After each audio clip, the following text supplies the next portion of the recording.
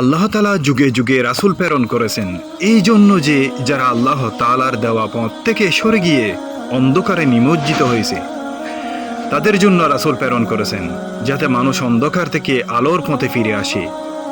এই পৃথিবীতে আল্লাহ তাআলা ইসলাম ধর্মকে মনোনীত করেছেন। আল্লাহ তাআলা পৃথিবী সৃষ্টি করেছেন এবং মানুষকে মুসলিম হিসেবে বানিয়েছেন, কিন্তু মানুষ আল্লাহকে অস্বীকার করলো।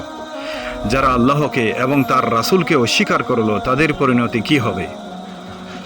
মহান আল্লাহ তাআলা বলেন, আর যে আমার শরণ থেকে মুখ ফিরিয়ে নেয় তার জন্য হবে নিশ্চয় এক সংকুচিত জীবন, এবং আমি তাকে কিয়ামতের দিবসে উঠাবো অন্ধ অবস্থায়। সে বলবে, হে আমার রব, কেন আপনি আমাকে অন্ধ অবস্থায় উঠালেন, অথচ আমি তো ছিলাম দৃষ্টি সম্পন্ন? তিনি বলবেন, এমনিভাবে তোমার নিকট আমার নিদর্শনাবলী এসেছিল, রাসূল এসেছিল, কিন্তু তুমি তা ভুলে গিয়েছিলে এবং সেভাবে আজ তোমাকে ভুলে যাওয়া হলো।